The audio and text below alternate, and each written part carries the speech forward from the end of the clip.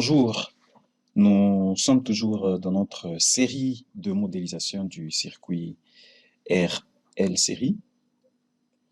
Nous avons précédemment travaillé sur le modèle théorique où nous avons modélisé la solution analytique du circuit RL série. Ensuite, nous avons résolu l'équation différentielle du premier ordre dans notre précédente leçon. Aujourd'hui, ce que nous allons faire, c'est de modéliser le même circuit en utilisant l'outil Simscape, où nous allons faire une modélisation en utilisant les composants électriques en lieu et place de l'utilisation des équations mathématiques. Alors, Simscape, c'est quoi? C'est une plateforme de modélisation, une plateforme où nous effectuons de la modélisation physique. Quand je dis modélisation physique, on suppose que on va utiliser des composants, on ne va pas utiliser les expressions mathématiques. On y fait aussi de la modélisation multiphysique, c'est-à-dire on peut utiliser des composants qui sont dans différents champs d'application. Par exemple, on peut faire interagir des éléments de l'électricité, des éléments de la mécanique, et ainsi de suite. Et c'est là que nous allons voir des composants physiques sous forme des blocs de modélisation dans toutes les catégories présentes dans l'outil MATLAB. Alors, rapidement, on peut voir ici, dans Simscape,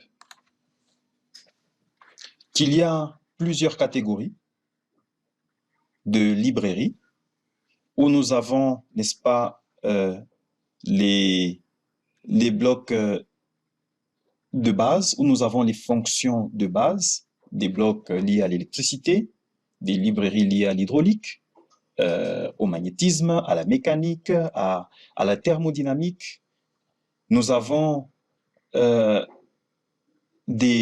exemple, celui-là, il est totalement dédié à l'étude des systèmes électriques. Là, nous avons des éléments pour la modélisation multiphysique. Et donc, dans chaque librairie, on retrouve un ensemble d'éléments. Alors, assez parlé, nous allons sur notre interface de MATLAB où nous allons visualiser toutes ces choses. Donc, nous lançons Simulink. Et après avoir lancé Simulink, je lance un modèle vide. Et de là, je peux lancer le navigateur de librairie. Et dans le navigateur de librairie, je rappelle que nous avons travaillé avec la librairie Simulink jusqu'ici. Et je vais retrouver ma librairie Simscape jusque-là. Et j'ai ici, n'est-ce pas, des outils électriques où j'ai les éléments des circuits électriques, les éléments passifs bien sûr, j'ai les capteurs, ampèremètre, voltmètre, j'ai les sources. Jusqu'ici, nous sommes en train de traiter, n'est-ce pas, d'un circuit électrique, mais nous pouvons voir aussi des éléments des modélisations, n'est-ce pas, des fluides compressibles ou des gaz, de l'hydraulique, des liquides isothermiques, et ainsi de suite. Bien. Nous évoluons dans notre étude.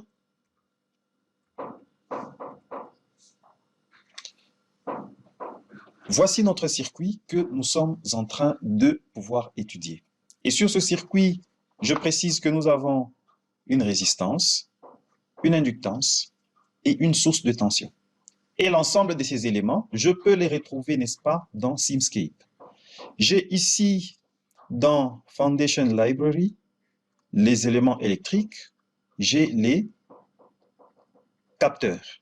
Les capteurs peuvent me permettre de mesurer le courant ici avec l'ampèremètre. Donc, si je place un ampèremètre, je saurai lire le courant du circuit.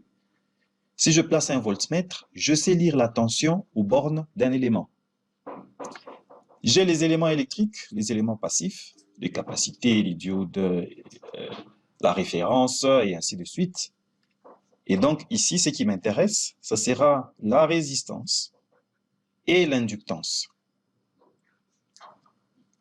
Enfin, ici, toujours dans les éléments électriques, j'ai les sources. Ce qui va m'intéresser, ça sera une source de tension. Une source de tension contrôlée, bien sûr, parce que là, j'ai un interrupteur. Alors, on va devoir créer ce modèle. Je retourne sur l'interface de Simulink, où j'ai mon modèle vide que je venais tout à l'heure de créer, et je vais aller chercher les éléments. Donc, je disais que nous étions là, nous avions besoin de la bobine. Je clique et je fais un glisser-déposer pour pouvoir prendre la bobine sur mon modèle. J'ai besoin de la résistance. Le principe reste le même que ce que nous avons fait sur la vidéo précédente. Donc, je connecte la résistance à ma bobine. J'ai besoin d'une source de tension. Je suis dans Simscape. Ici, Foundation Library, Electrical. Je vais chercher une source et je vais mettre, n'est-ce pas, une source de tension contrôlée. OK.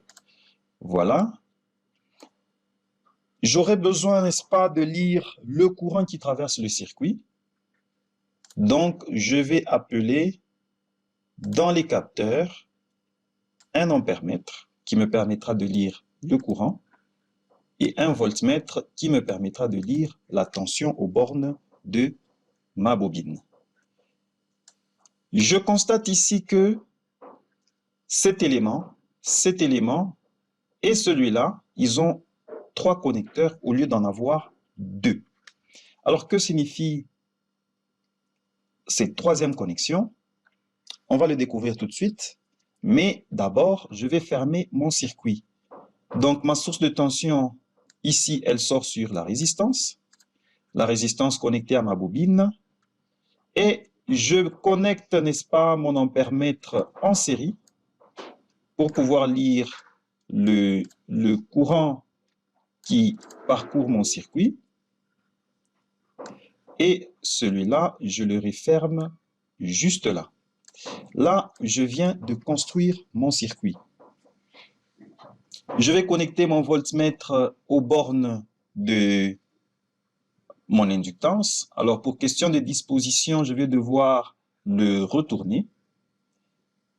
Je vais chercher l'outil rotation. Je le retourne comme ceci, juste pour la présentation. J'installe donc ici mon voltmètre. Mon circuit est complet. Alors, comme ici j'ai une source d'énergie, il me faut absolument mettre une référence électrique, le 0. Donc, dans les éléments, je vais mettre là la borne négative à la référence. Parfait. Sur ma source de tension, je vais donc appliquer mon signal. Alors ici, je rappelle que nous avons utilisé une source de tension contrôlée pour pouvoir lui injecter la tension quand on appuie sur l'interrupteur intuitivement. Et nous avions utilisé toujours notre outil source échelon. Nous allons appliquer un signal échelon pour donner une tension continue de 24 volts. Alors, tenez, c'est cette source de tension que je vais devoir injecter dans... C'est ce signal échelon, je voulais dire, que nous allons devoir injecter dans la source de tension. Et quand j'essaie de le connecter, il refuse. Pourquoi il refuse? Parce que ce bloc est un bloc Simulink mathématique, totalement numérique. Ce bloc est un bloc physique d'une source de tension. Et donc, pour pouvoir connecter le bloc Simulink à un bloc physique, j'ai besoin d'un convertisseur de signal. Je vais chercher dans Simscape. Ici, je vais jeter un coup d'œil dans les utilitaires. Et dans les utilitaires, je trouve les deux convertisseurs de signaux. Le premier ici, il me permet de convertir le signal physique vers un signal Simulink. Le second me permet de convertir un signal Simulink vers un signal physique. J'ai besoin de celui-ci parce que je pars d'un signal Simulink vers un signal physique. Et donc, je connecte ma source dans le convertisseur et je vais du convertisseur. Qu'est-ce que je fais? Un peu de désordre là, je le refais. Comme ceci, j'ai mon signal échelon qui entre dans le convertisseur et du convertisseur, je vais vers la source de tension. Et là, je vois bien que la connexion marche. De la même manière, je voudrais visualiser le courant du circuit. Là, j'ai un signal physique. Je veux afficher sur une visionneuse Simulink. Je vais aller chercher dans les Sinks ma visionneuse, mon oscilloscope. Voilà. Si je veux afficher mon courant, la connexion n'est pas possible directement. Donc, je vais dans les utilitaires, OK. Je vais convertir un signal physique vers un signal Simulink. Voilà, comme ceci. Et là, la connexion devient possible. Je supprime d'abord ce désordre que j'ai placé. Et la connexion devient possible. Je vais faire pareil pour... je fais un copier-coller. Je fais un copier-coller.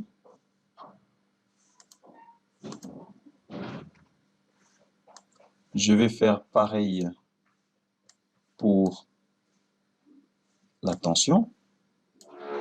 Parfait. Donc voilà, ici j'ai réalisé mon modèle. Alors, je vais y appliquer les paramètres. Je rappelle que nous avions une résistance de 50 ohms. Je fais un double clic dessus. Comme je rappelle, il s'agissait d'un modèle physique. Je peux choisir l'unité et je vais placer la valeur. 50 ohms, j'applique. Nous avons une inductance, il est question d'une inductance de 1 Henry. Bien sûr, c'est une valeur très grande. Inductance de 1 Henry. En série, je suppose que ce n'est pas un bloc RLC, c'est une inductance pure. Donc, je laisse les autres paramètres par défaut. OK.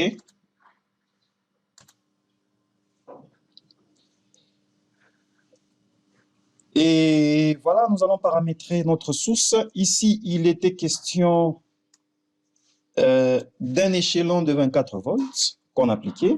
Alors ici, je mets juste une valeur. Bien sûr, je suppose qu'on y va déjà à 0. J'ai ma source de tension, rien à paramétrer ici parce que le signal vient de ce port-là. Par contre, ce que je vais paramétrer ici, c'est mon convertisseur de signal. Alors ici, je suppose que à partir de ma source, le rapport de valeur est de 1, c'est-à-dire on lui a introduit une valeur unité et il nous sort la même grandeur. Parfait. Donc ici, c'était notre source de tension. Quoi d'autre? Le voltmètre, rien à paramétrer dessus. L'ampèremètre, rien à signaler dessus pour le moment. Le convertisseur du courant en signal Simulink. Là, je vais choisir l'unité. Il s'agit d'un courant, donc je sors les ampères. Là, il s'agit d'une tension, donc je sors les volts. OK. Donc, parfait. Le modèle est presque prêt. Je vais l'enregistrer. Alors, je vais le mettre là. Je vais dire, c'est mon circuit RL. Je rappelle ici que je ne devrais pas avoir d'espace entre les caractères. Je ne dois pas avoir des caractères spéciaux sur le nom de mon fichier.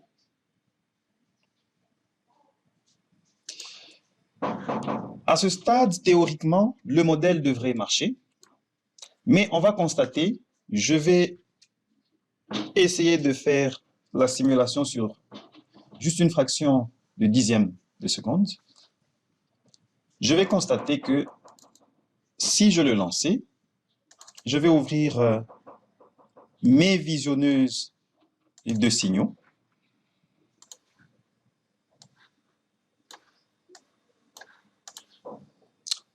Voilà. Voilà. Je lance la simulation du modèle et je patiente. Je me rends compte qu'il me sort tout un tas de messages d'erreur. Alors, ce n'est pas grave. On va fermer tout ceci. Je sais de quoi il s'agit. Je rentre dans les utilitaires et j'ai besoin de la configuration du solver parce qu'il me faut un solver pour résoudre ce système. Et je vais connecter ça à mon circuit à n'importe quel point. OK. Alors ici, pour commencer, je vais laisser tous les paramètres par défaut. Je ne vais rien changer. Je vais juste le garder tel qu'il est.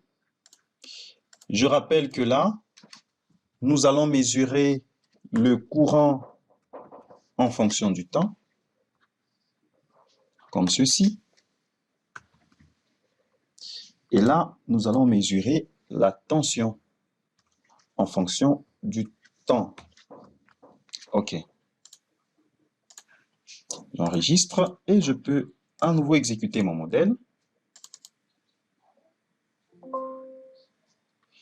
OK, il a fini l'étude et je peux lire d'une part le courant et d'autre part la tension.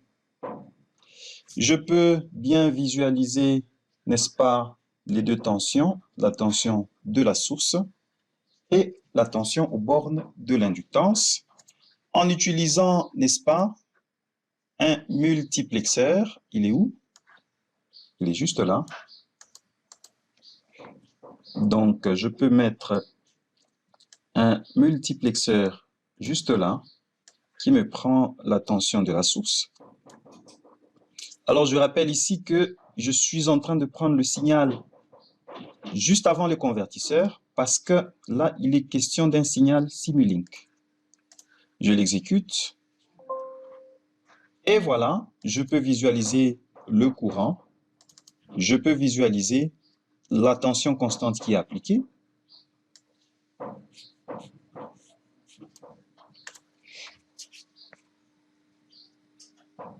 On se rend compte que le modèle, il est relativement simple et que là, je n'ai pas besoin d'exploiter une expression mathématique quelconque. Si vous avez réussi à réaliser ce modèle, je voudrais que vous puissiez, n'est-ce pas, réaliser un modèle RLC série, bien sûr basé sur le modèle physique. Dans le lien sous la vidéo, je vais vous passer les valeurs des paramètres ainsi que le formulaire sur lequel vous allez donner les résultats à un temps bien spécifique. Alors, merci d'avoir suivi jusqu'ici. Rendez-vous à la prochaine leçon où nous allons étudier un nouveau système. Au revoir.